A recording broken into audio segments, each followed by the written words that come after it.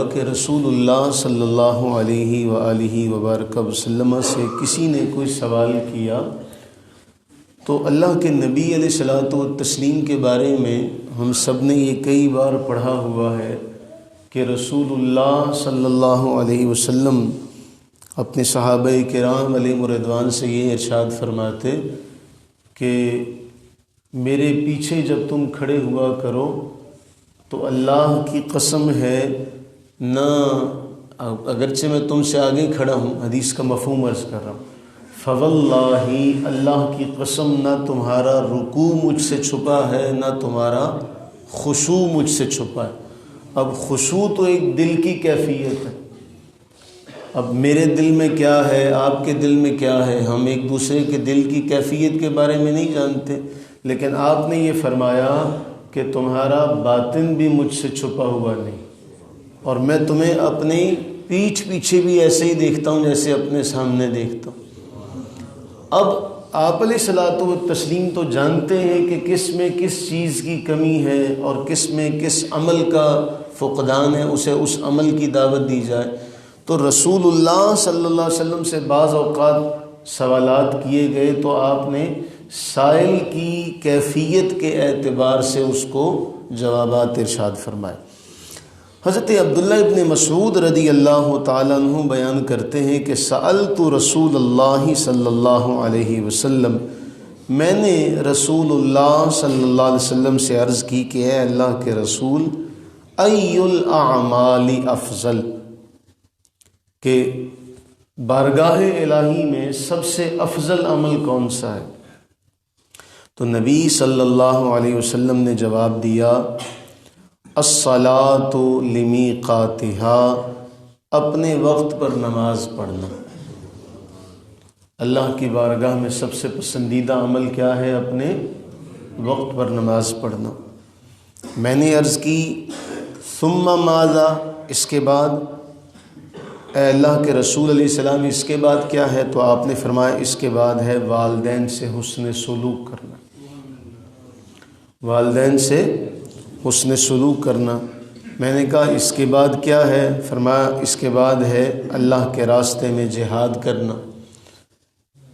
فرماتے ہیں کہ میں اس کے بعد خاموش ہو گیا، اور اگر میں اور سوال کرتا تو آپ اور بھی جوابات ارشاد فرماتے۔ تو معلوم یہ ہوا کہ جتنا میں نے عرض کیا آپ نے اتنا ہی مجھے جواب ارشاد فرمایا۔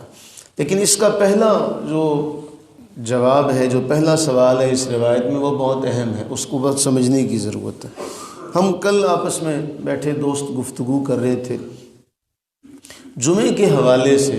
ہم سارے جانتے ہیں کہ اصل چیز ہے اس میں خطبے کے اندر شمولیت کرنا، اسی لیے اللہ کے نبی صلی اللہ علیہ وسلم نے اس کی اتنی اہمیت ارشاد فرمائی کہ جو سب سے پہلے آئے گا وہ اونٹ صدقہ کرنے کے برابر ثواب، اس کے بعد جو آئے گا وہ گائے صدقہ کرنے کے برابر ثواب، اس کے بعد جو آئے گا وہ بکرا صدقہ کرنے کے برابر ثواب، پھر اس کے بعد مرغی صدقہ کرنے کے برابر، پھر انڈا صدقہ کرنے کے برابر ثواب۔ اور جب خطبہ شروع ہو جائے، ممبر خطبے کے لیے یعنی خطیب ممبر پر بیٹھ جائے تو پھر جو فرشتے ہوتے ہیں وہ اپنا دفتر لپیٹ دیتے ہیں اور پھر وہ خطبہ سننے کے لیے بیٹھ جاتے ہیں۔ اب ہمارا جو ماحول ہے، ہمارا ماحول کیا ہے؟ ہم سب سے پہلے ہمارا ایک گروہ تو ایسا ہے، یعنی وہ یہ سب سے پہلا سوال ہوتا ہے جی سب سے جلدی کہاں پہ ہوتا ہے تاکہ ہم وہاں پہ جمعہ ادا کریں جہاں پہ سب سے جلدی ہوتا ہے۔ دوسرے وہ لوگ ہوتے ہیں وہ چلو کوئی نہیں جی جمعہ ہی پڑھنا ہے، سب سے لیٹ کہاں پہ ہوتا ہے۔ تو ہم نے وہ ہماری ترجیحات میں ہی نہیں ہے کہ ہم نے کچھ سیکھنا ہے، ہم نے کچھ سیکھنا ہے، ہماری ترجیحات میں ہی نہیں ہے۔